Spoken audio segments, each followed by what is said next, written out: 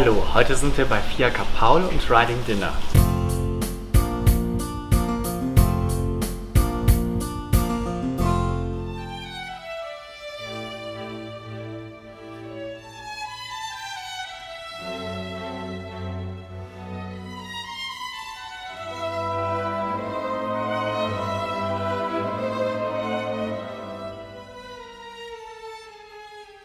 Das ist jetzt ein klassisches Kopfgeschirr fürs Fahren, das bei uns halt in Verwendung ist.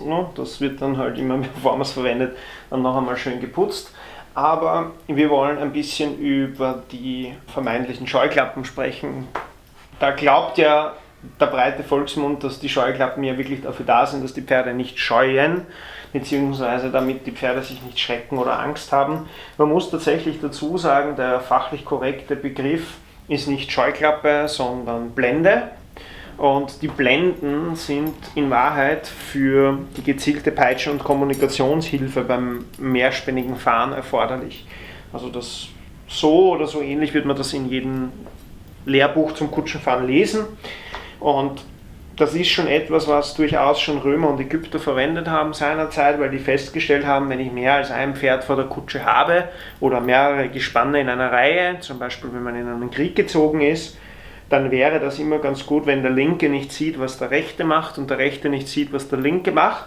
Also sonst hätte man zum Beispiel nie gewisse Manöver fahren können oder in unserem Fall beim zweispännigen Kutschfahren könnte man nie die Pferde separat voneinander manövrieren und ihnen separat voneinander Signale senden und mit ihnen kommunizieren.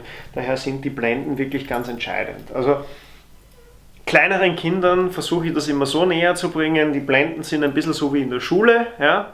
Wenn man vom Sitznachbarn abgeschrieben hat, kommt meistens Blödsinn raus. Drum soll jeder auf sich konzentriert bleiben und dann passt das. Beim Kopfgeschirr von einem Kutschpferd ist es halt eben so, wir haben die Blenden, wie wir jetzt schon richtig gelernt haben. Dann gibt es natürlich andere unterschiedliche Geschirrteile und was bei uns auch immer ganz wichtig ist fürs Kutschenfahren, ist hier das sogenannte Verbindungsstück. Ja?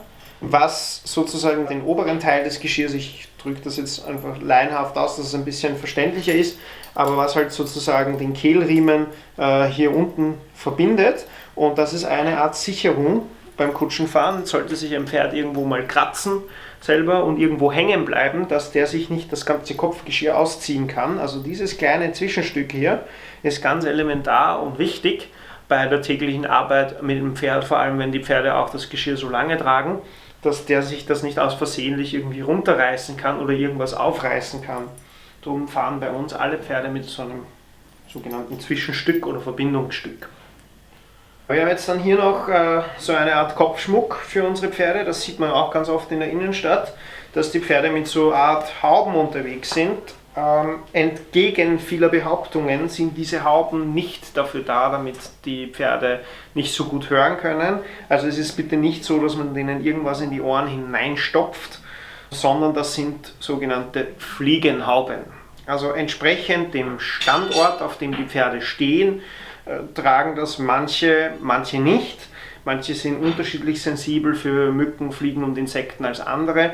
Ganz wichtig ist aber nur, wenn man jetzt auf einem Standplatz steht, wo drumherum viel Grün ist, dann ist es für die Pferde meist sehr nervig, wenn ihnen permanent die Fliegen und Mücken in die Ohren hineinfliegen und die aber eigentlich vielleicht gerade ein kleines Nickerchen machen wollen. Und von daher trägt man diese Art von Fliegenhauben. Man hat vielleicht auch schon mal bei Freizeitpferden oder Pferden auf der Koppel gesehen, es gibt das dann auch als sozusagen Vollvisierhelm.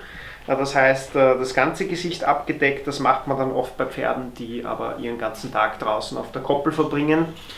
Ab und an sieht man das tatsächlich auch in der Wiener Innenstadt, allerdings schaut das halt dann schon sehr befremdlich aus, vor allem für Leute, die jetzt selber nicht mit Pferden zu tun haben.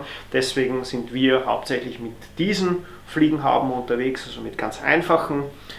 Und obendrein schaut es halt auch nett aus, wenn man dann beispielsweise noch eine weiße Kutsche hat mit roter Tapezierung und weiße Pferde mit roten Hauben, dann passt das auch optisch alles ganz schön zusammen.